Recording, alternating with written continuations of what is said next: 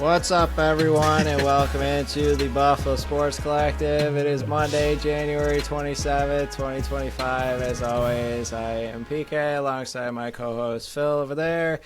Episode 329. I'm going to do the intro real quick, and then we can start talking. Remember, you can follow us on Facebook, Instagram, Threads, and TikTok at Buffalo Sports Collective, and on X and Blue Sky at Buffalo Sports Co. Don't forget to follow our channel wherever you listen to podcasts. This might be one that you want to watch YouTube for our sadness. Check out our website at buffalosportscollective.com. My power rankings will be out on Thursday. You can also check out our store on our link tree, on our social media sites, or at the top of the website by hitting the shop tab. You can represent the BSC on the go and look for the time breakdowns in the description of the show. That's over. Now the fun times. It is 10:17. The game literally ended like 17 minutes ago. Why we do this to ourselves, Phil, I will never understand. Why our parents made us Buffalo Bills fans, I will never understand. Why we continued with that tradition for 32 and 33 years, I will never understand. It's just heartbreak over heartbreak every single year. I think I put in our group chat. I don't even know. The Bills lost 32-29. Whoop-de-doo. Their season's over. I think I put in the chat when they were up by one, like 22-21 or something along those lines, or maybe even when they tied at 29-29, maybe when they were down 32-29 and had a chance to go down there and score a touchdown. I pretty much put, I'm ready to be hurt again. Like, I'm ready to find out which way they're ready to hurt us again. And I think I might have put that when it was 29-29 with like however much time was left in the game. And then Josh Allen gets the ball up or down three, all three timeouts with like 3 minutes to go. And then I put, okay, Josh, this is where you become an absolute legend. This is where you become an icon. This is where you make your mark and put yourself up in the highest of high for Buffalo region, for Bills fans everywhere. And he gave them the absolute best chance for it, and I'm not going to put all the blame on this one player. Not going to do it because there are plenty of other things. There's going to be plenty of other people around the world that harp on this player nonstop. We have no idea what would have happened if Dalton Kincaid made that catch. There's plenty more time left on the clock that things could have went right or could have went wrong. So I'm not going to harp on it whatsoever. But that dropped catch is a whole culmination of being a Buffalo Bills fan. Like, I'm in a chat with a bunch of other fantasy baseball and football, and it's called Daily Fantasy Daily or whatever it is, and I've been in it for like 12 years. Everybody in there knows I'm a Buffalo Bills fan. And somebody was like, yeah, I'm a Packers fan. Like, I understand the pain. I went, no, you don't understand the pain. You have titles. And somebody else was like, yeah, I'm a Giants fan. Like, we've been irrelevant for years. I'm like, no, you don't understand. Like, unless you're a Buffalo Bills fan, you don't understand what comes along with it. Like, if I would ever, and I know there's the whole, like, I know I'm going on a rant, and we're not even talking about the game yet. I know I'm never going to be a parent. It's never in my future. People that says, oh, you can always have kids. No, it's never going to happen. I made sure that's never going to happen. But I would have a very, very difficult time telling my children, hey, be a Buffalo Bills fan. Because, yes, they're the highest of highs all through the season. Like, you got the Bills Mafia. It's one-of-a-kind fan base. Like, I'm not harping on the fan base whatsoever. It's incredible. Like, there's no other fans like the Buffalo Bills fans. 0 to none. But the pain that comes with it, I don't know if it's worth it. Because I was sitting on the couch. Brooke didn't even want to watch the game with me. I completely understand. The dogs weren't even in the living room with me anymore. Like, the lights were off. I'm just watching the game. I'm standing up. And yes, did I shout some expletives when Dalton Kincaid dropped the pass? Yes. But then I sat on the couch and was like, hey, they got 3 timeouts. Kansas City's going to find a way to come up with a first down here. And they did twice. And it's just, I know we've went 5 minutes here and I haven't let you talk. So I'm going to let you take this away because I'm just emotionally drained from thinking I was prepared for this and I knew I wasn't. It's just, it's not just, it's the losing. It's a different way that they could tear your heart out every single time. I think the the problem is they're close every time. That's the issue. Like before we hopped on, like this whole year, I don't know. It's so frustrating. But like this whole year, the whole thing was the Bills are taking a step backwards. It's rebuild. They stink. Like the fact that they got this far, they weren't supposed to be here. They weren't supposed to be this far. They weren't supposed to even stay in a game with the Chiefs. The Chiefs are the almighty greatest team to ever exist. Like the Bills shouldn't have been in this game at all, according to how the Bills are in a rebuild and how KC is just the immaculate, amazing team that can't be touched. Like the Bills shouldn't have been in here. So.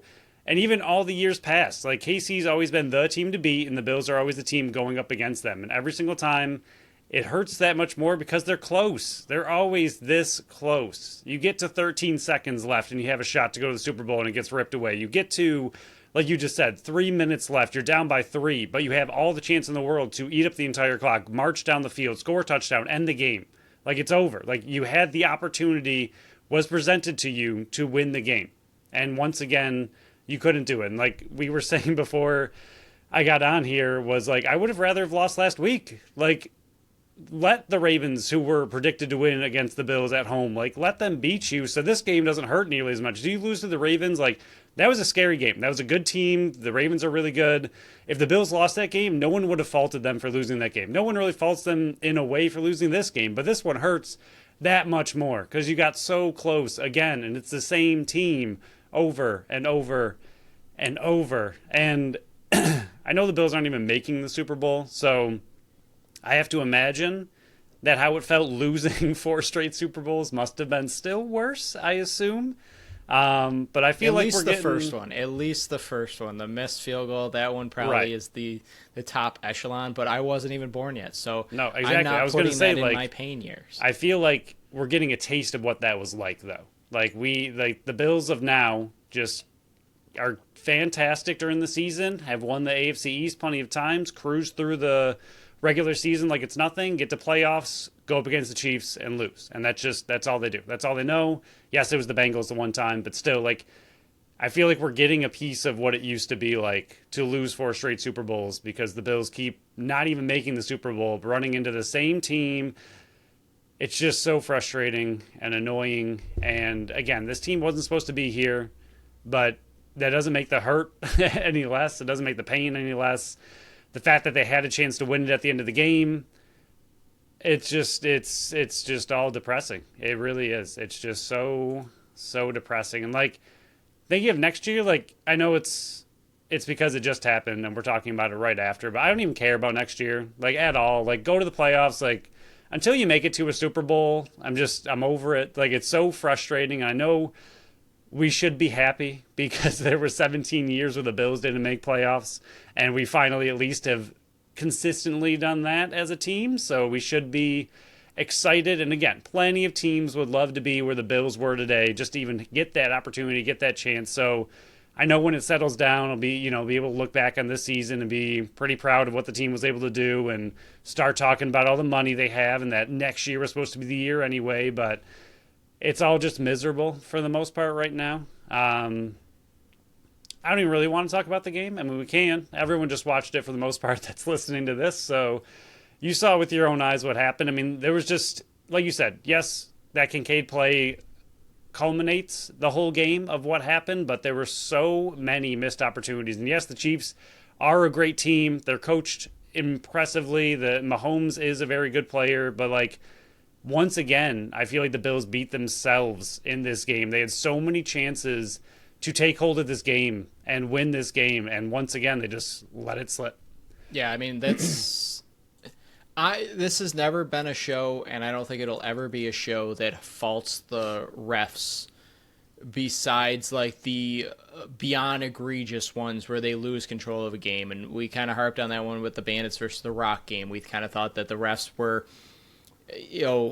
doing a bad job of managing what they were trying to do. That's really, we're not blaming them. If Buffalo would have ended up losing that game, it's not on the refs for, how they ref the game. I'm not blaming the refs for, yes, did that look like a first down? 100% look like a first down. But maybe not rely on the line judges or the replay assists to make the decision for you.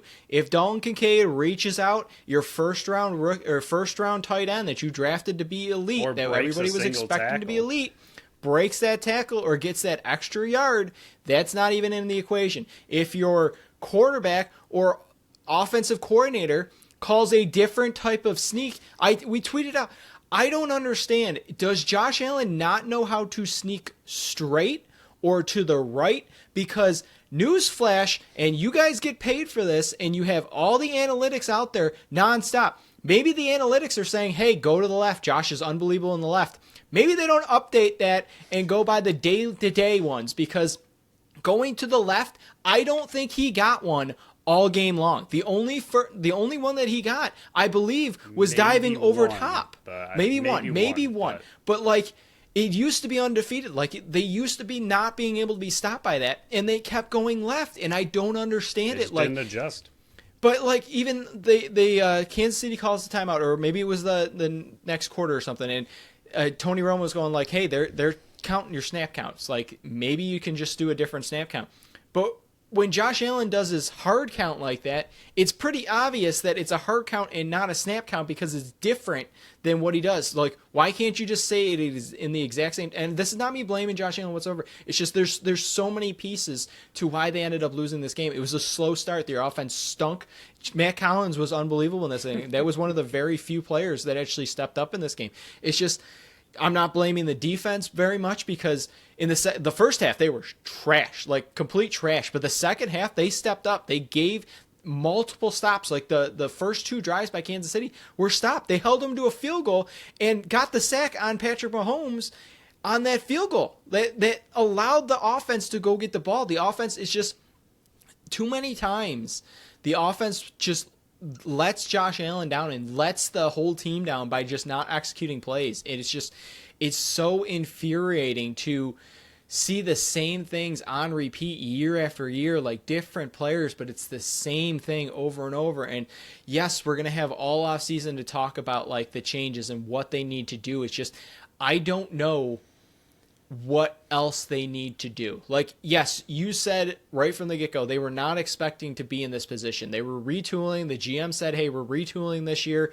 That's why all the dead money's there. It's going to come off the books. We got to reevaluate. Like, we missed our window last time, and we're retooling here.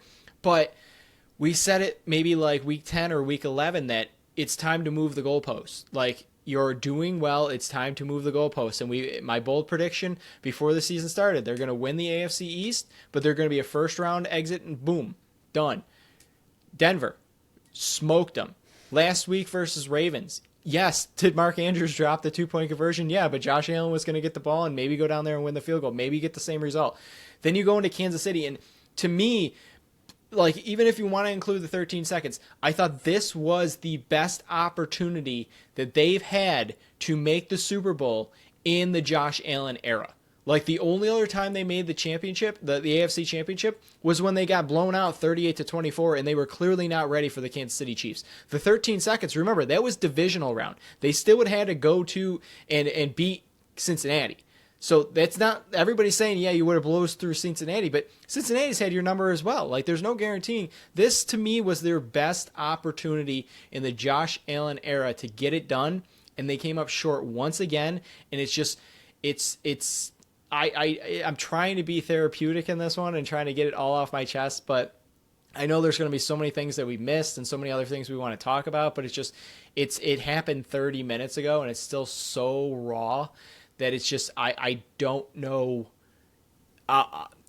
This might be just me talking in the moment, but I don't know if they're ever going to get it done. Like, I'm in my lifetime, I don't know if I'm ever going to see the Buffalo Bills win a Super Bowl. Like, I don't. We saw the whole Brady era, and we're like, okay, Brady goes to the NFC. It's over. The Brady era is over. And yeah, the Brady era is definitely over now. Now it's the Mahomes era. And it's just, it seems like no matter what, there's always going to be something in the Buffalo Bills way that just finds ways to just destroy you emotionally, physically. It's just, I'm unwell right now. It's not well over here in the studio.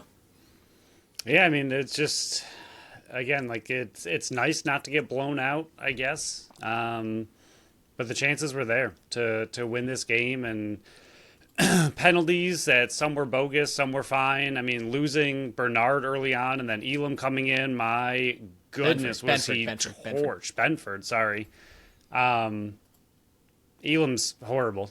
He's not good at football. Hamlin was terrible in this one. It's just the players again, like you were we talked about with the safeties. On, without Rapp, Hamlin has been fine as a safety 2. He's not a safety 1, and with him having to step into a more predominant Taylor Rapp role without Taylor Rapp in, and Bishop going to kind of that safety 2 position, Hamlin wasn't it. He wasn't ready for this. Elam wasn't ready for this, and even after all that, the defense did enough to get you a win, and give it up to the offense to find a way to make it happen, and they couldn't do it. And once again, they're just outcoached. I mean, Spagnuolo has an incredible defense, and yes, they were able to put up 29, but it wasn't enough, and they were just outcoached again. I don't know. It's just frustrating to get that close. Not even frustrating, just depressing. It's just sad. And like you said, and kind of what I said earlier, like about not caring about next season, like until you get past the Chiefs, it's all just kind of fluff, I guess. Like, yeah, you can have a great season, you can win the AFC East, but I think kind of what I was saying before, like we're past that, like we're just past that as a team. Like the first time, like I still remember, and I'm sure everybody in Buffalo remembers where they were when the 17-year drought ended, like what you were doing, watching that game, like everything that happened, the emotions that were there for that, like everyone still remembers that.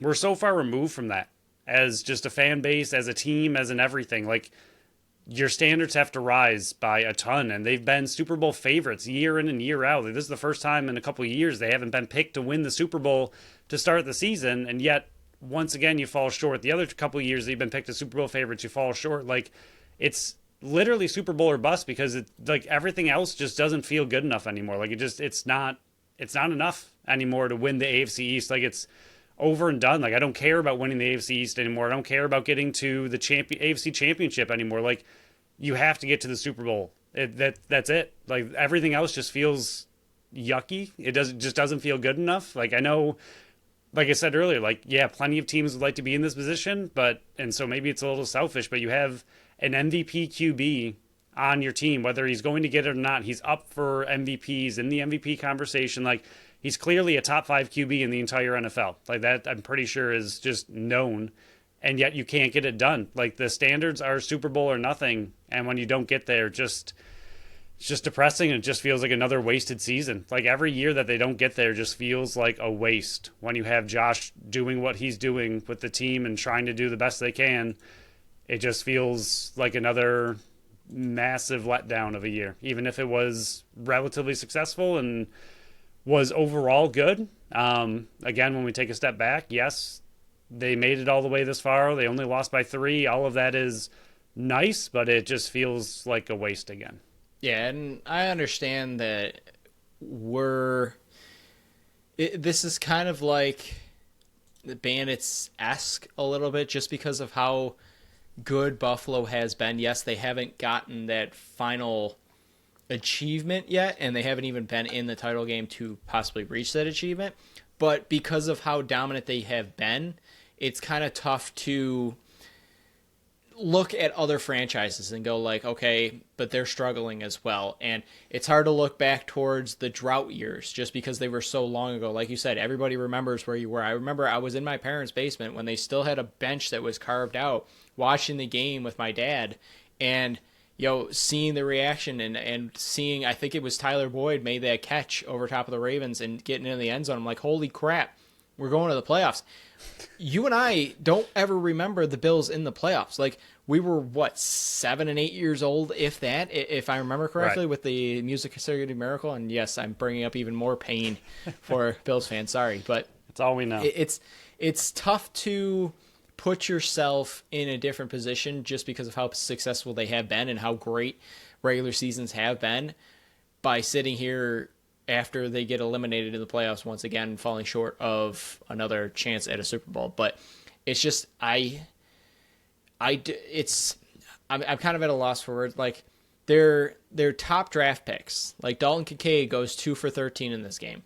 Keon Coleman, 1 catch for 12 yards. Like, your Elam big was a first round pick. Yeah, your big off-season acquisition and free agency, Curtis Samuel 1 for 4, and yes, a fantastic catch in the back of the end zone. When I'm sitting in the living room, I'm shouting on 4th down, why doesn't this team run any type of slants? Like, it's calling for Josh Allen with his rocket arm and his precision accuracy now. It's just calling for these slot routes, and they finally do it, and he's been in the back of the end zone. But like James Cook, like your 2nd-round pick, is the only real weapon that you use him. Yeah, it's like he kept coming off on the sidelines. Like, I know you want to keep him fresh, but he's burning 13 carries. He's burning the team. Like, I don't get that. Like, Matt Collins, yes, he stepped up and had 2 giant catches. Like, the touchdown catch right at the end of the half was unbelievable. But it's just like, I thought Amari Cooper would have a better game when they were involving him earlier. It's 4 for 33. The catches he did have were all behind him and rockets. Right. Like, how he caught any of the catches he was expected to catch, I don't know. Like, great catches, but yeah. It's just, I really don't know what else. Like, this... Like we said, the game is so fresh. There's going to be so much that I wanted to talk about that we won't. We'll probably bring up a little bit more next week. We'll probably go over our awards, probably not next week, but the week that the Bandits are on bye, just so we'll have more time there. But it's just, I don't know if you have anything else you want to add to this game, or just like try to move on with the episode for the back half of it. It's just, I don't know where to go from here. Like, I don't want to start talking about offseason. I don't want to start talking plans. It's just, I kind of want to just sit in this. Like, I crap my pants and I kind of just want to sit with it for a while and just like, you did this to yourself. You sit in this stink, in this mess, and like deal with the cleanup down the road. Just like pretend it didn't happen, even though it's sitting in your pants, nice, warm, and stinky. Yeah, the lack of James Cook, I think, is the biggest part of this game. I think the other part is you mentioned it in the chat, Phil. Oh my god! Where were the spies on Patrick Mahomes? Like, the offensive line for the Buffalo Bills, what a joke. They stunk in this one. Like, it's no question there was pressure on Josh Allen all the time. But Patrick Mahomes, we said it on the show, and if we say it, who are 2 idiots on the show, how doesn't the defense know it? It's just, I'm not trying to blame the defense and say this is anything like prior years where they came up short. But it's just, not even, how do you not put a spy on Patrick Mahomes on 3rd down? Like, how many times? Like, that's what's so frustrating is the stupid mistakes over and over that cost them. It's not that big plays cost them. It's not Xavier Worthy that they traded the pick to Kansas City. It's not Travis Kelce. It's not Juju Smith-Schuster. It's like, you're doing this to yourself. That's what's so frustrating is this game was there for the grabs. Like, Kansas City wasn't running away with it. They were letting you have it, and you did it to yourself is what's most frustrating about this one. It's not like it's 13 seconds where you know exactly why you lost because they were playing so far off and you didn't squib it and all that kind of mistakes. You literally did this to yourself all game long, and Kansas City was like, here, take it. Like, we don't want another Super Bowl. Take it from us. And you were just like, nah, dude, you take it. Let's see how many times we can mess this up. I almost swore that. Watching Mahomes just run for 10 yards without anyone even remotely close to him or near. And then the one time they finally throw a spy on him, which was Milano, he gets sacked for a loss of 5 yards. And then after that, they're like, okay, they made the adjustment. They finally got a spy on him. We're good. No. Take the spy off him and just let him walk in for a touchdown, like untouched again. And 3rd down, like you said, 3rd and long, and he just casually jogs for 15 yards like it's absolutely nothing. It's just... and then, the James Cook, like, just the first 2 games, Denver and Baltimore, were extremely good run defenses. And what did the Bills do? Nothing but run. All they did was try to run the ball against 2 of the best run defenses in the league. And then this game, they're like, oh, we're going to throw the whole first half. I think they said James Cook had 2 touches the whole entire first half. And then the second half, they finally start using him. And he just explodes and looks amazing. Like, your whole MO the first 2 games was to run and control the clock. And then all of a sudden in this game against a team that doesn't have as good of a run defense, you stop running the ball. And then when you're like, oh, let's switch it after halftime and start running the ball, he literally runs away with it. And even on the last drive, what was it? The first play of the last drive, I think they had Ty Johnson out there again for the first one, and he loses like a yard. Like, why is James Cook not in that position? Like, Ty Johnson's been fine. He's not your number 1 running back. Why is James Cook... If you're going to call a run play, why are you not going with your number 1 running back on the field? Like, I just don't... like you said, it's just... It was so close again, and it's just about them beating themselves. Like, if they would have gotten blown out it would have been so much easier to come in here and be like, well, it is what it is. They weren't supposed to be here. They got lucky that they're even here. They played, better than they should have. Nice job getting the AFC Championship. Congratulations. Regroup and do something next year. But again, it's just another season where you're so close and just beat yourselves. Like you said, Kansas City didn't do anything amazing that they deserved to win this game. Buffalo just beat themselves with their bad play calling on offense and defense and just not adjusting well enough, and just it's horrible. It's horrible. Yeah, and we can move on. Yeah, we'll be able to talk more in depth that once we actually process this. Like again, it's 10:41 on Sunday night. They lost less than an hour ago. We're still processing the emotions ourselves, so we don't really. You don't really listen to us for our analytics and our knowledge on that. I think what's more difficult about this than say a Bandits is because of how in depth we cover the Bandits. And yes, we're fans of the Bandits, no question whatsoever. But I'm able to take off my Bandits fandom hat a little bit more with them just because of how much we cover the team. Where, yes, I'm going to celebrate a championship, and yes, if they lose a championship, like talking about Colorado, that stunk. That stunk. But it didn't, for some reason, it didn't hurt as bad as having to talk about 13 seconds in tonight. It's just, it feels worse because we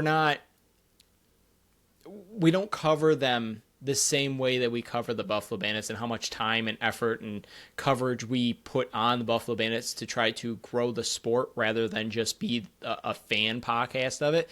I consider us more Bills fans than actual people that cover the team, if that makes sense. So like coming in here as a fan of the Buffalo Bills, I think that's why it hurts so much worse. And yes, the Bandits have back-to-back victories, so that does help a little bit. But I am starting to understand how Toronto feels. I don't every year, sort of, but not really. I don't. I'm not a Toronto homer anymore, Phil. I've turned a new leaf. No, I know, but I mean, they just run into the Bandits year in and year out and can't get past them in the playoffs, and it's the Maple same Leafs thing with the Bills and the as Chiefs. well. Yeah, I get the Maple Leafs side of it as well. Yeah, not that Toronto. Both. I can't understand anything about the NHL. Yeah. Well, good segue. We'll talk about more of the Bills stuff next show. Maybe we'll start looking towards the offseason. Sabres, more pain, but we've come to. Doesn't hurt anymore. We're numb. This one we're numb to. Thursday Thursday versus Calgary. I guess they didn't do bag skate before the game because they lost 5-2. Samuelson and Tage were the only goal scorers. UPL 21 of 24 saves. Shots were 34-26 in favor of the Sabres, but they went 0 for 6 on the power play. 2 empty netters and a shorthanded goal against them. Woo! Team was 28% on the power play. Last 14 games before that, they went 0-6, 7 shots, and in a shorthanded goal. And now they've given up 16 empty netters. Saturday, Edmonton, 3-2 loss, even though they didn't have McDavid. Tuck and Kulik were the goal scorers. Reimer, 31 of 34 saves. Shots were 41 of 34 in favor of Buffalo. 0 for 3 on the power play, so they're 0 for 9 in their last 2 games. 18, 26, and 5. I don't even want to talk about these games anymore. My question to you, Phil, is, and I guess this kind of changes a little, why do the Sabres... Why haven't they made a single move? Like, nothing. Absolutely nothing. And does now the Bills' loss, Terry Pegula's all sole attention on the Buffalo Bills is no longer there? Is there going to be some type of move with the Sabres at all this season? Like, deadline moves? Are they shipping anybody out? Like, between that and, I guess, not even that. Not even, like, are they going to make a move? It's more... Why do you think they've made 0 moves in a season that's down the toilet? Like, I have an idea, but I want to hear what your idea is on why nothing, absolutely nothing was done this whole time. The season's been circling the drain. Now it's not even in the drain anymore. It's not even in the septic system. It's already been sucked out by the septic tank and going wherever the septic tanks go, or like the septic system go. A lot of poop jokes on this one today. I don't think they care, is the biggest thing for me. I really just, I don't. I mean, we've seen nothing that proves that ownership cares at all. And until we do, I will continue to be under the assumption that they just don't care. I don't think they have any interest in making playoffs. I don't think they have any interest in making this team better. They've just thrown really horrible band-aids over this team, attempting to make it look like they're doing maybe something, but not doing anything at all. I mean, Lindy Ruff, no offense to him, is a great example. Let's bring back a coach with a lot of nostalgia. It'll get some people back in the seats, maybe some hope and excitement, and that's done absolutely nothing. Again, I don't think this is a Lindy Ruff issue, but Adams is still here with a team that hasn't made playoffs in 14. Is it going on 14, right? This will be 14. Be 14. I think I've already mentally got it at 14 because they're not making it this year. So 13 going on 14 years, and Adams is still here, and he's done some good things since being here, but not enough to make playoffs. So at this point, he should be gone.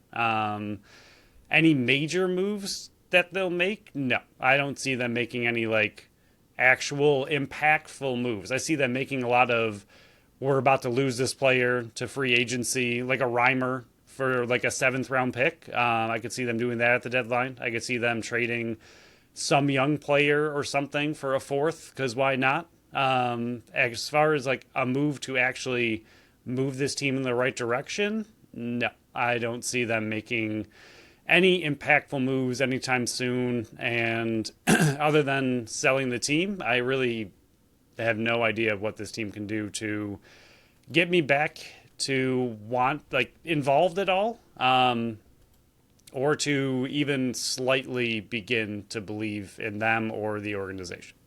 Yeah, I just don't sole think reason that I don't believe they made a move is because I don't think they have to. I think they think or have been given some assurances that they're safe this year and they'll be back next year. Because if not, and Kevin Adams has literally just sat on his hands all year and his job is still in jeopardy, when you're a general manager or head coach, especially a general manager, and your job is in jeopardy, the moves you make you do not care about next year. You do not care about years down the road. You care about your current position, and it's kind of like, okay, it's every man for himself. I have to do what I have to do this year to make the playoffs so I can keep my job for next year. It's self-preservation, and Which hasn't we've seen shown plenty of times over the years with Sabres GMs. Yeah, that's they why know when they're on the yes. hot seat, they just make these wild moves out of nowhere. You're like, all right, that's what we're looking for. Do something. That's why you pay Jeff Skinner the amount of money you did, because he's going into free agency. You need to save your job. Kevin Adams has not done any of that. There's still time that he can do it, but you're in dead last. The season's over. There's no saving your season whatsoever. So I think somehow, some way, he's been given assurances that he is not getting fired and he'll be back next year. And why they haven't made some type of future move either, I don't understand why they haven't. It's been in no other organ. We're going from the Bills sadness to insanity mode for the Sabres. I don't get this one. They've went all season long. Before Thanksgiving, it was leading up to Thanksgiving, they were in a playoff spot. We were hyping up this team. Hey, you lose one, you stop it right there, and then you get another win. I was on this show. You can look back. There's tapes of this. We have over 300 episodes receipts that are out there. The receipts are there. I credited this team by saying you're in a playoff position right now because you're not going on those long losing streaks. And then the 13-game losing streak happened, and nothing happened in there. Absolutely nothing. Lindy Ruff doesn't bag skate him. There's not a move made. They don't call anybody up. Nobody's fired. Nothing happens. And to this day, it's 10:49 on January 26th. Nothing's been done. Nothing. They've called up and sent down players because there's been injuries, but there's been no assistant coaches fired. There's been no demotions. There's been no general manager fired. There's been no trades. I said this multiple times that I would kill for an Eric Robinson trade that they got last year. I made fun of it, but guess what? I'm killing for it now. It's just, I think the reason that there's been no moves is because Kevin Adams somehow has been given assurances that he will be back with the organization next year. If that's not the case, it just further proves that Kevin Adams was never qualified and never ready for the GM position, because how do you not, and I don't want him in this position because I think he would make terrible decisions in this case, but how are you not in self-preservation mode if you have not been given assurances? Do something. But it's just, maybe with the Bills gone now, Terry Pagula's attention isn't like pea-brained. Oh, the Bills are playing this week. I have to prepare for that. It's okay. The Bills are done. No. I own a hockey team. Maybe I should fly to Montreal again and give them a pep talk because that worked. It's just I really think that's the reason they haven't made a single move. Is he's going to be back next year and they're just going to run it back, and I don't know. We saw improvement. Like whatever. So March 7 is the trade deadline. Oh, great. Maybe with the upcoming Bandits bye week again, we can take a peek at what we might do and what direction we would want to see this team go if we went all out with a trade deadline. Like we're just one way or the other, we're fixing things left and right, not just one simple garbage trade. Like we'll throw some random stuff out, try to really think about it, maybe get some actual players in or draft picks or whatever direction we want to go. What I want them to do, though, is not possible. It's not going to be possible for what they're not going to do anything, so none of it's going to be possible. So we'll just see what we would do if we were on the hot seat as a GM. Oh, that's fair. The Sabres will do nothing. I'm not saying they're going to do, but we'll see what we would want to do. But they got a game this week. Who cares? Let's get into our first sponsor of the show, and this will be the happiest I will be all show. Tap That Tap Room. Yeah, Tap That Tap Room's at 363 Delaware Street in Tonawanda, New York. They are Buffalo's first women-owned self-pour bar, featuring 30 consistently rotating taps right now. With the pain and sorrow we are going through, if you'd like to try a little bit of all of them, they're closed, but maybe tomorrow, get down there. Try them all. They have a wide variety of beers, ciders, sours, seltzers, and malt beverages. Yeah, Wednesday trivia is back. It was back last week, but it is back once again this week with Geeks Who Drink, 7:30 on Wednesday. Head down there, win some trivia, and if we sent you and you win the trivia, give us a shout out because you're welcome. But it's been a while since we kind of explained how a self-pour bar works because they're not everywhere. Like they've been popping up more and more. And to me, still pretty rare. My favorite brewery is a self-pour tap room because it's not like you're going up to the bar trying to flag down a bartender and say what you want and then trying to like squeeze into people. I personally hate real bars now. Like I prefer self-pour bars just because of how much what an easy convenience it is. All you do especially I'll give exactly the rundown on Tap That Tap Room because it's easy. You go in there, the counter is right to the left, right when you walk in.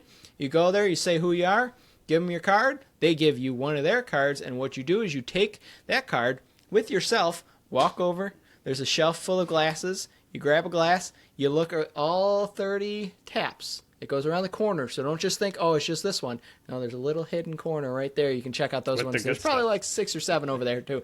But whatever ones you want, it's all digital. All you do is you take that card. There's a little slot. You put the card right in the slot. Okay, you following me so far? You take that glass. You put it right at the tap.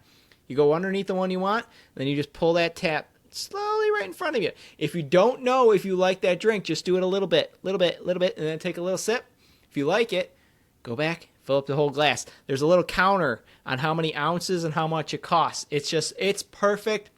I think Tap That Tap Room does it better than anybody else. They're pretty much hands off as much as you can, and that's what I love about it is unless you're initiating contact, they're pretty much going to leave you alone. For their food, they got little QR codes right on all the tables. You just do that. It pulls up the whole menu. You order right from your phone. They bring it right to the table.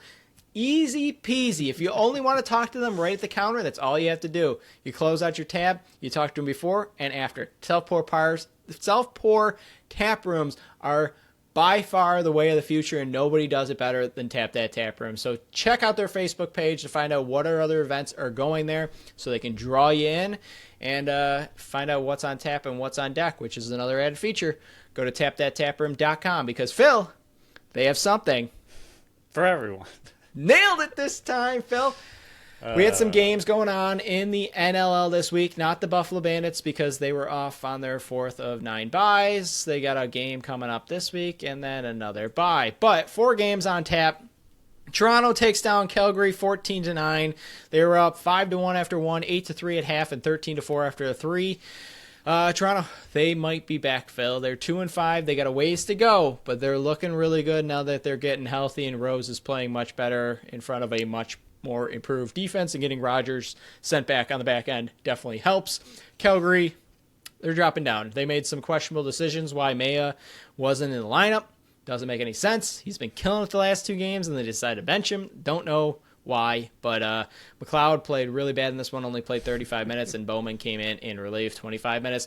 4-2 Ottawa, no more, because Vancouver takes them down 8-4. What a gross game. 8-4, man. They got the revenge for last week. It was a split of a season series. Vancouver leading 3-1 after 1.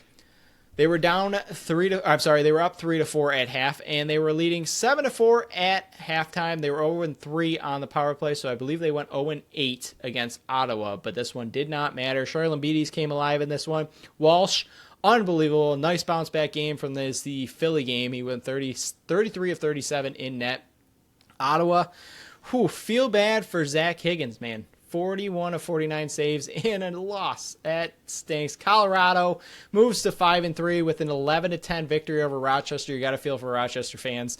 Back-to-back games of just deadly games. Zed Williams scored with, I believe, 3 seconds left on the clock. Colorado led 2-1 after 1, 5-4 at half. They were down 9-7 after 3, and Ottawa actually held a 10-8 lead with 3:39 to go, and Rochester lost. Colorado's offense needs to bounce back a little bit better, but Hutchcraft deserved a better outcome. And then the final game, Ottawa versus Saskatchewan. For some reason, in Ottawa. I don't know what's. You've said Ottawa like 6 times in a row. Get My off bad. Ottawa. My bad. Rochester and Colorado. Albany versus Saskatchewan was the final game here. Did I do it again? You said Ottawa versus Saskatchewan. Oh my God! You can tell I'm drowning my sorrows. Really love Ottawa. Albany versus Saskatchewan. Saskatchewan won this one 17-13. It was actually tied 5-5 at half, and then the fourth quarter, Saskatchewan ran away with this one. I can't find out why Frank Scigliano did not play in this one. He didn't even dress. He was the backup. Thomas Kozak started this one. I think he was a 21-year-old. Played really, really well, 39 of 52 saves. Definitely came alive in the fourth quarter. But Albany slipping to 2-6, slipping behind Toronto in the standings now. Their season is in big jeopardy. But 4 games, Phil. What did we like and what didn't we like? There was a lot going on. I do agree with you, and I don't like it, but Toronto seems like they might be back. We'll see. I don't know. Every time they lose now is huge. I know as a Bandits follower, we shouldn't be scared of them, especially in the playoffs, but they're still a really, really good team. So if they don't make playoffs, I'd be much happier. So I'd like them to keep losing. Calgary, like you said, still not really the team. I think they are a little bit of a fake team for what they are. I think they've overplayed how good they are. Ottawa and Vancouver, neither team likes scoring ever. Ottawa through 7 games has 62 goals, which is disgusting. And Vancouver, not much better at 71. Saskatchewan has 84-7. And if you want to go to the really good team, the Wings have 102 goals in their 7 games. So 102 compared to 62 and 71. Little bit of a difference there. Vancouver, Ottawa, both their offenses, my goodness, get it going. Higgins, like you said, continues to be incredible and arguably goaltender of the year at this point. And you were chirping like crazy for him to be a really, really good goalie, and he's really showing it. I mean, he's doing just amazing. One of the best stories, I think, so far of the early NLL season. Colorado and Rochester, we wanted Rochester, not Colorado, down a little bit, but Colorado did just enough to pull that one off. And then, like you said, Albany, it's kind of good to see Saskatchewan put up so many points. I think their offense was also struggling a little bit recently. So to see them put up a 17 spot is impressive for them, but Albany just continues to fall, and now I think they run into the Bandits next, so not great for them. So we will talk about the Bandits preview on the next show when they face off against Albany. On this one, on Friday, we went over the NLL biggest surprises and biggest disappointments through 9 weeks. This time, it is the Bandits' turn. I'm going to kick this one off, and we got like 15 minutes until the hour mark, so we're going to go quicker through these ones. My biggest surprise so far is Clay Scanlon, 23 years old, 2019 second rounder, 30th overall to Halifax. 1 pick after the Bandits took Nate Kuznetsnikov. Nailed it again, Phil. got that name once they traded him. This was the same draft as some big names. Ryland Reese winning this one. Andrew Q, Clark Peterson, Tyler Pace, Will Malcolm, Mans, Cals, Longbow, Camizio, former Bandits like Justin Robinson, Corey Highfield, Brent Noseworthy was Bandits' first-round pick, and current Bandits, Thomas Whitty and Connor Farrell were both drafted in that one as well. And the reason I mention all these names is because all of them are well-established NLLers, and Connor Farrell, to an extent, is a more or less veteran. He's in his second season. That's what I'll put like that. But Scanlon is just breaking in now. And the big reason is he was 18 when he was drafted. He's getting his first real chance and has thrived. Game 1, I thought he was a little hesitant, which makes sense. You're kind of joining an offense that has had the same 6 pieces for 3 straight years. You added McCulley, you added Brandon Robinson to be role players, but that's really been it. And he's played 4 straight games now due to injuries with Kluch and on the back end where they put McKay back there. I thought he's played even better than you could have ever hoped for. I mean, 2 goals, 5 assists, 7 points, 10 shots on net, 14 loose balls, just 3 turnovers, and a very incorrect 1 caused turnover because he's got a lot more than that. His best game, in my opinion, was the home opener on the banner raising night. There was no Kluch. We gave him the BSC MVP for a reason. They were trying to sweep the series versus Rochester, and they did do that. He goes 2-1-3 with 4 shots on net, 1 loose ball. The kid, to me, is the next coming of Kyle Buchanan. And yes, he's a smaller guy, but he's fearless. He battles for the loose balls. He stays out on the draws, or to draw turnovers, I should say, even when the league doesn't credit him for it. I mean, he's got way more than 1. But when the team is fully healthy, he's likely going down to the practice squad. But to me, come playoff race or in the playoffs or when other injuries pop up, you can put this guy in a pinch and not lose a beat whatsoever. He's very impressive, and this is all coming from 4 games in his entire NL career. I thought early on in the offseason, because of how early of a signing he was in free agency, he was going to be a very interesting piece to keep an eye on. And as the season grew closer, I kind of shied away from that. But I'm very, very happy with what they did, and I think they found a key piece for when, and hopefully it's a few years from now, when Kyle Buchanan does decide to retire. I think Clay Scanlon can be the next coming of a Kyle Buchanan, but just for the lefty side. Scanlon also has 2 inches and 10 pounds on Buchanan, so he's not as small as you think. He is bigger than Kyle. He's smaller when you're running out with the other lefties, though. He looks a lot tinier than everyone else. That is true. I do think over time we'll see his numbers start to grow. I think right now he's never going to be the Cloutier, the Josh. I mean, nobody is, but he's never going to be out there to get goals and assists. That's not what his role is. He's more of the Brandon Robinson role, and Brandon Robinson did the same thing. Didn't really score a lot of points or goals, but has a huge role on the offense. But I think Scanlon has, obviously, no offense to Brandon, but he's got more offensive talent and ability. I think it will just take time for that to be unlocked, and mainly just needs to grow in confidence in himself, which we've seen a little bit, but like you said, 10 shots in 4 games, you can tell he's really passing it off to the other players because the Bandits offense is so incredibly elite. He knows his role. Yeah, and speaking of the incredibly elite, my surprise this year so far is Dane and Josh. Obviously, it's not much of a surprise that they're fantastic, but it's the level that they continue to rise to. I don't get it. I don't know how they do it. I don't know how Dane has consistently done it year after year after year. And now Josh has really hopped on his bandwagon and also continued to push himself and the entire league. And it's 100% unfathomable how they continue to raise the level of excellency in the league. Everybody knows to watch out for these 2 players, and these 2 players continue to dominate like no other. Right now, Dane is on pace for a ridiculous 172 points and 137 assists. The single season point record is 137. He would tie that in just assists and demolish it in points. Josh is on pace for 162 points. Not a big deal, I guess, if you want to say that. 104 assists, which would also be beating Dane's record from last year of 101. Both of them are on just absolutely insane paces to start the season. And again, it's just every single week, like I've seen so many articles now say, like, oh, it's only 5 games, or like it's only 4 games. They'll write an article, be like, yeah, but at what point can we say like, oh, it's only 5, it's only 6, it's only 7, it's only 8? Like, you have to like just be impressed with what you're watching, and those 2 just continue night in and night out to dominate like no other. It's just insane. Even Josh has really taken a step back on his goal scoring, but his assists are through the roof. Again, he's on pace right now to break the single season assist record that Dane just demolished his own record last year. So those two just continue to be at a completely different level that nobody has ever seen before. Yeah.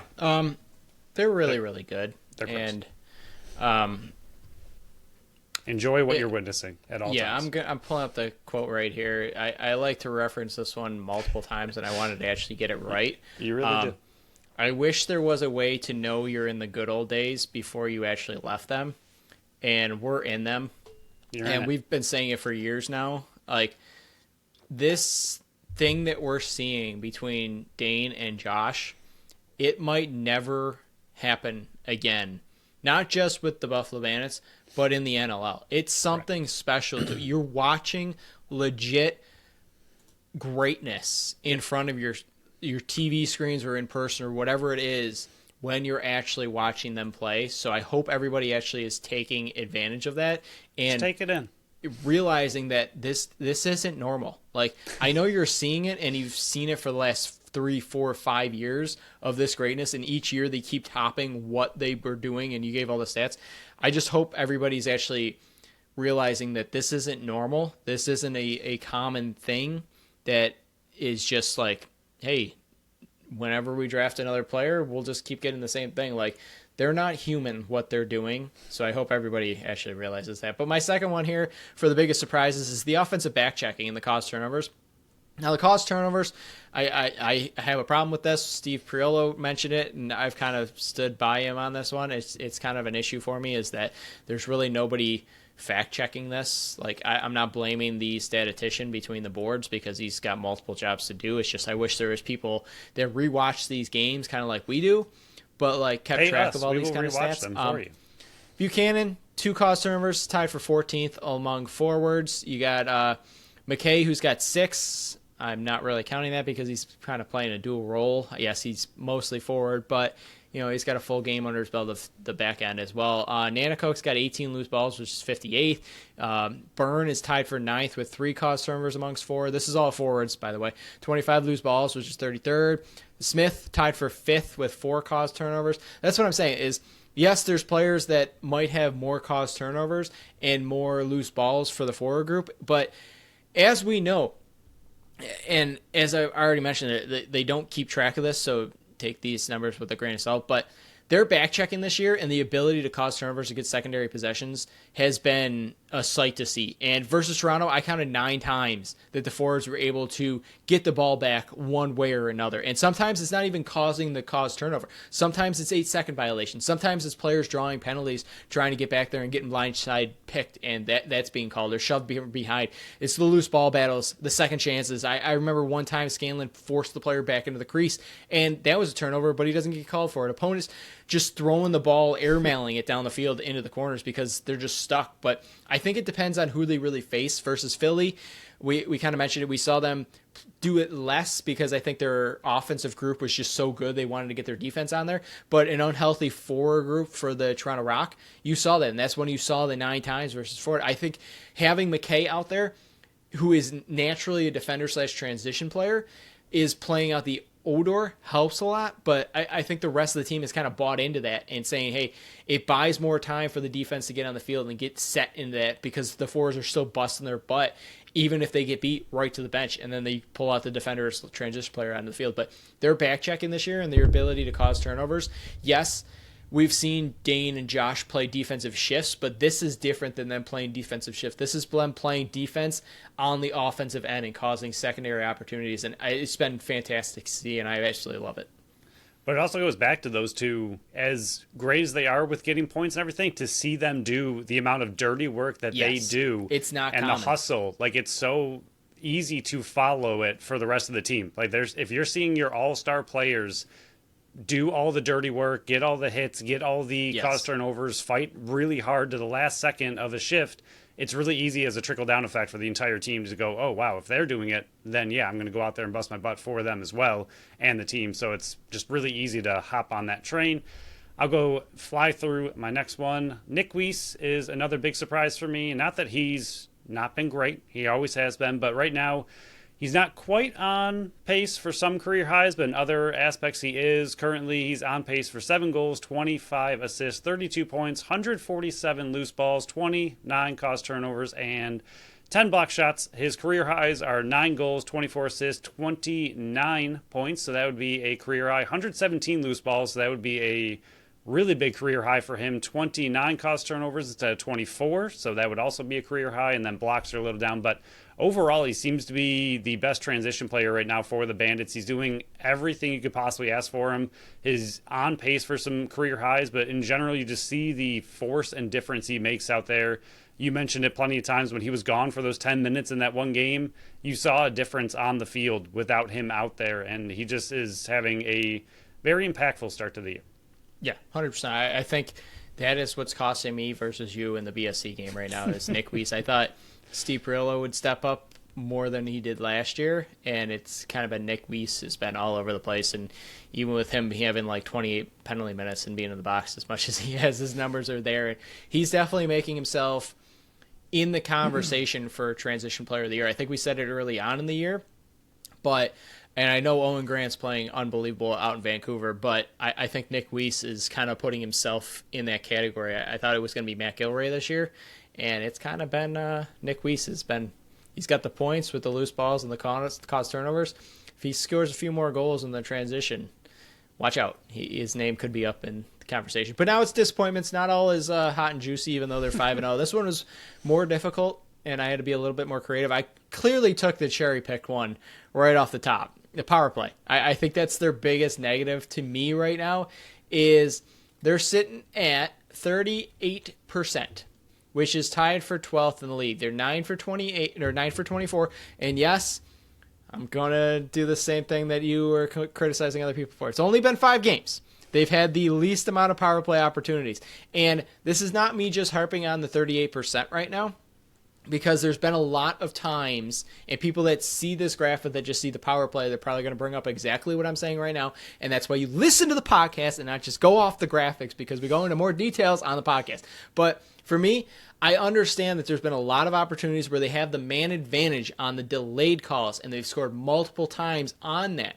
To me, it's about the power play, though, where it's just for a team that has this much offensive talent, it's so puzzling that they're struggling this much on the power play. I don't know if it's just because you see like a Phillies power play that's shooting 71% on the power play. Lethal. The way they pass that ball around is just insane.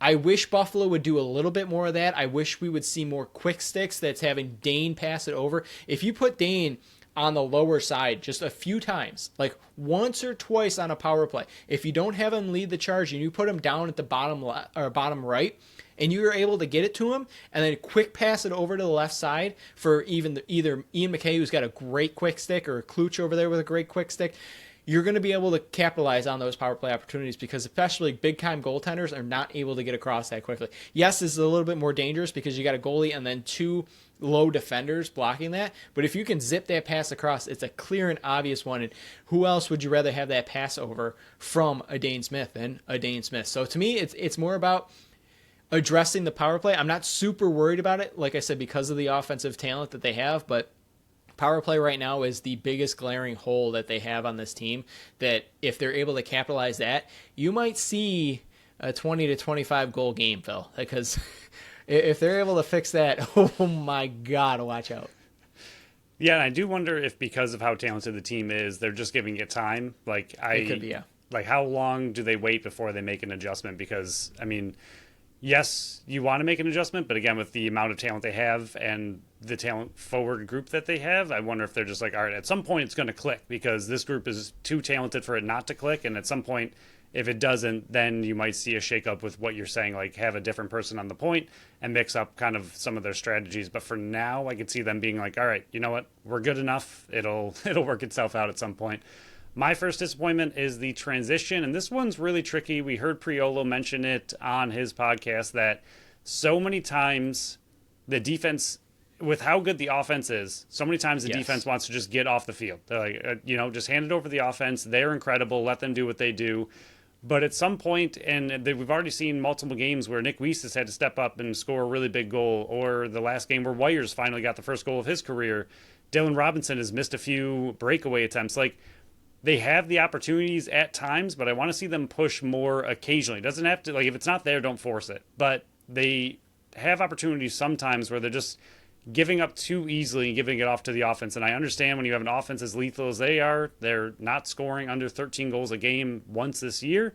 You're going to continually do that, but I'd like to see a Robinson, a Wires, a Whitty. I'd like to see any of them kind of step up a little bit more and push the forward pace a little bit more and try to score a couple of transition goals here and there. I don't think, as much as Weiss has had these monumental goals really late in games, he's not really the one I'm looking to step up into that spot. It's the younger players who have the speed, who have the ability, that just don't really seem to tend to push. I'd like to see them push more often and just kind of get a little bit more of a transition threat to other teams that they have to keep an eye on. So my final disappointment is pretty obvious if you have listened to this podcast within the last year and a half. We are not a podcast that's going to say face-offs matter. They all have their own individual value of what a face-off counts. Towards the end of the game, they value more than like the first draw of the game. Like, that would be a 1. Towards the end of the game, when you need to win a faceoff, that's like a 10. If you need to stop a run, that's like an 8. So each faceoff has its own value. To me, it's not even about, whether you win or lose. And I said this when it was Ian McKay, and he was in there just causing havoc. And he even said it himself, I'm not out there to look like I'm going to win this draw. I'm out there to cause as much havoc as possible. But Connor Farrell has played really, really well this season. I think in the Toronto game, I think he lost those face-offs that you would want back. Those are really the only harping face-off part that I think he needs to improve on. And against Philly, I think he got outmatched in the second half. I think Burton made the adjustments that normally you see Farrell do, but Farrell was dominating, and Burton made those adjustments versus him. To me, it's about, if you're going to have a Fogo out there and he's dominating the face-off dot, you need to have a plan for when you have a player like Connor Farrell, who when he wins it, he looks like a lost puppy that has never held a lacrosse stick in his life a lot of times. And against Philly, I thought in the beginning, the first half, it looked so much better. But there are still times that when he wins a draw clean, he doesn't know where to go with the ball. And I don't know if it's just him. I don't know if it's just no play designs, what it could be. But he needs some type of outlet. And I'm not putting all the blame on him. I'm not putting all the blame on the coaching staff. Some of the blame has to go on the players that are on the field at that time. They need to give him an outlet pass. And there was one time in the Philly game, I thought the Philly game was his best game in this type of environment, where he won the draw. He went right over to the bench, and he saw Kyle Buchanan on the opposite side, and he put a laser over there. That's perfect. Find somebody out there. So I'm not putting it all on Connor Farrell. I'm saying in that time frame right there, when he wins it clean, there needs to be some type of play design or players coming open that gives him an outlet pass where he's not thinking, okay, there's nobody open, let me run in the offensive end and just pin it up against the boards and turn it over. Because when that happens, yes, you want to face off, but guess what? It doesn't matter. The ball's going on the other end. So to me, the other thing they really need to work on is immediately after a clean face-off win, what Connor Farrell needs to do with the ball. Again, it's not just on him, it's not just on the coaching, and it's not just on the players on the field. It's a collective that they need to work on. And my last one is quarter 3 so far. Coming out of halftime, they seem to make really, really good adjustments, but quarter 3 on the year, they are at a -1 goal differential. Quarter 1, they're +8, looking good to start the game. Quarter 2, they do even better, +12. And then quarter 4, like we've seen the last 2 years now, they are a wild +14. They really know how to clamp it down, shut it down, and score when they need to. Last year, in quarter 1, they were +11. Quarter 2, they were -2, so they've really fixed quarter 2 because now they're +12 so far. Last year, quarter 3, they were +2, though, and then quarter 4, +14. And as you and I talk about a lot, and remember, 2 years ago, they were +22 in quarter 3, and only +3 in quarter 4. That's when they would dominate right in quarter 3 and then make it really, really scary in quarter 4. So for the most part, they're doing amazing. +8, +12, +14 in 3 of the 4 quarters, but quarter 3, -1. They just need to come out in that, right after that second half and come out just a little bit harder, a little bit hotter, and they should be okay. I mean, out of the two, I'd rather have them have a bigger quarter four to really lock it down and do what they do best. But quarter three seems to be their biggest issue right now, with the other ones being the lowest +8 is pretty dang high for the other lowest quarter. So to have one at -1 seems to be a pretty big issue. So hopefully they can do something to figure out how to come out a little bit more just energized and heated right out of that second half adjustments. I don't know if it's the other team makes adjustments to them in quarter three and then the Bandits respond to their adjustments in quarter four and then turn it on again, or if it's just a little bit harder for them to come out in that quarter three. But hopefully they can just be a little bit firmer, a little bit solider in that quarter three. And other than that, they are looking ridiculous. And just for a fun update, they are on pace for a insane 288 goal season, which is gross. Yeah, I haven't done the numbers, and I don't think anybody has in the BSC game picked a tiebreaker of goals for that high. So yeah, 288, ridiculous, insane. But with all this Bandits talk, it made me forget that the Bills just lost an hour and a half ago. Phil, is there anything else in this show before we shut it down, go cry, and then have to go into work on Monday and try to go on with our normal lives because this stinks? Yeah, I did take tomorrow off, so I get to... Oh, good for you. Good for you. Sleep in. Yeah, I'm going to sleep in and cry all day at home, just not at work. Yeah, don't watch SportsCenter. Don't watch ESPN. Oh, no. Phone's pretty much off tomorrow, Phone's I think. off. It's just, don't do anything. Everything's gross. Avoid all NFL anything until the Super Bowl.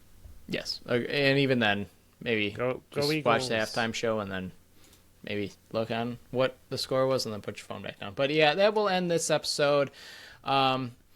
Maybe a little Bills talk on Friday's episode. Maybe a little Sabres talk. Maybe they'll do something now that the Bills are done. And then Bandits.